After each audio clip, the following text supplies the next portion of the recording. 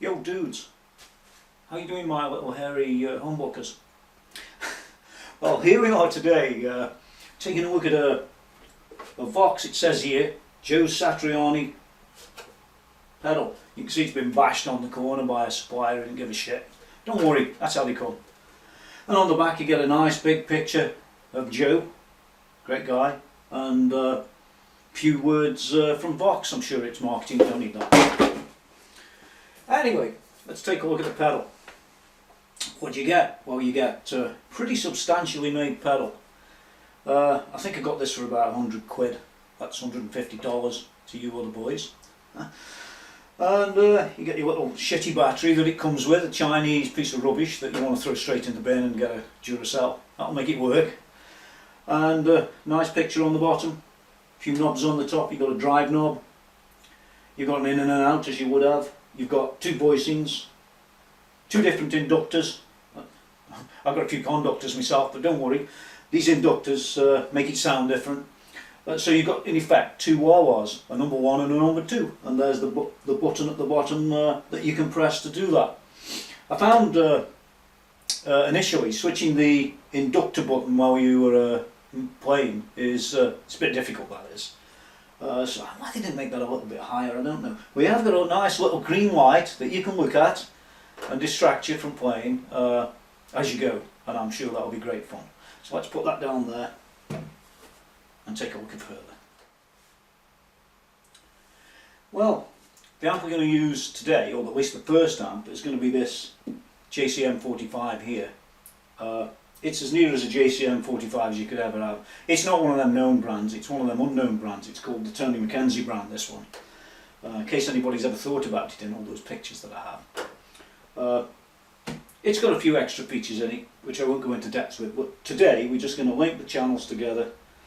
I've got the settings on 2.5 presence, 6 bass, 6 middle, 2.5 treble, high and loudness are on about 1. So, and I've got this little tube screamer, this hand-wired thing sitting in the background. Should I want a bit more drive from the thing, because I don't want to turn it up too loud. And that's what we're going to be using, so let's move on to the rest of the stuff.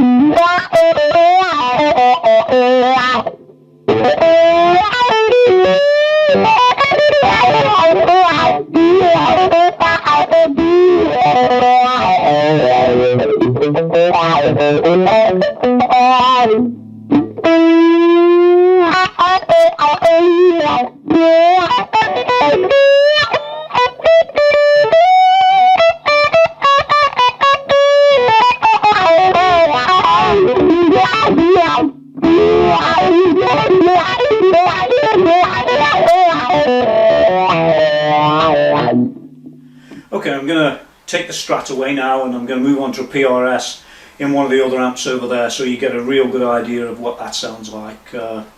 Similar idea, I guess. I might put a track on at the end so we got an idea of something over music, because it always sounds different and better in my view over something that you might play. So here we go. Okay, we're going to be moving on, and what I'm going to play through this time is the Engl E670. Probably clean it first and then move on a little bit further and a bit further, and let's just see what this thing can do you know, in a rock environment. By the way, this is the other pedal, or one of the other pedals I've got. It's Fulltone Clyde Deluxe, and these little rubbers here just fall off after a while. This one's been screwed back on half a dozen times. Now that'll fall off again in 10 minutes. Very expensive in the UK.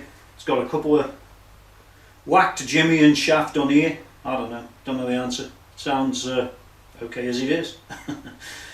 You don't want to overdrive it. It sounds awful on an AFD 100 in my opinion. There you go. That's one of the things I'm comparing to. And another thing I'm comparing it to is this really old, as you can see, it's done a few miles, this Crybaby. Doesn't even have the real bass on anymore. That went away years ago. In fact, about 1970 or something like that when I bought it. So I'm comparing to, you know, really industry standards, and they're also a lot cheaper, by the way. Well, at least this one is. This one costs a lot more now, but you can buy the equivalent for about £50 odd or $75, something like that. So they're cheap and they do sound good. Trust me, they do. So what are you going to hear? Well, you're going to hear the E670 through its modes. You're going to hear the pedal and the guitar. Maybe a bit of reverb because that's in the amp, and I prefer the reverb on. But all these other effects here are all turned off, so you don't hear any of that. So let's have a listen, see what we get.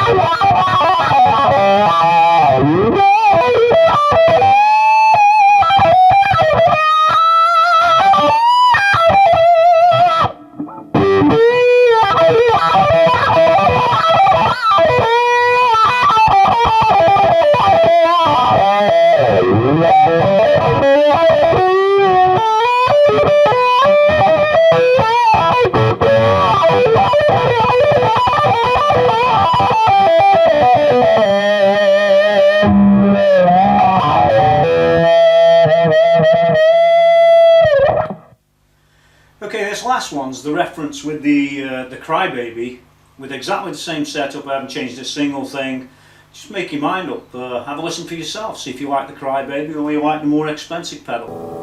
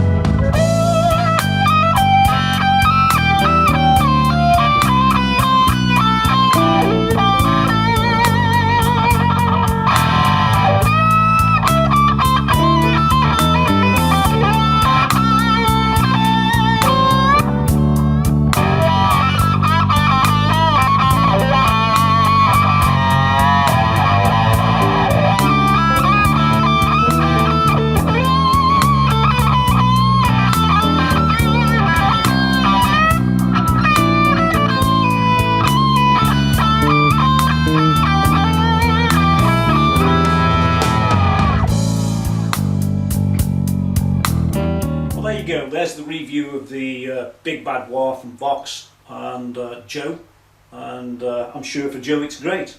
For me, well, it's a bit of a mixed pedal, and personally I think the Crybaby for me is a better product. However, you've got this Fulltone thing and one or two other pedals kicking around. The Vox is great though for if you want a lot of flexibility, you know, a lot of different styles you play. That's really a great pedal for that. So you can probably achieve almost any sound from that, whereas with the likes of the Crybaby, you get the Crybaby and that's it. As I said, personally I prefer the Crybaby, but there you go. It's a matter of personal opinion. You pay your money, you take your choice. But if you listen to the guys that regularly review those pedals, they'll tell you it's the best thing in the world. Well, it isn't. It's a good pedal. It's definitely worth the money, but it isn't the best thing in the world, no. For me, the Crybaby is. It's opinion. Then again, if I was selling it, I would say that the Vox was the best thing in the world, wouldn't I? Think about that.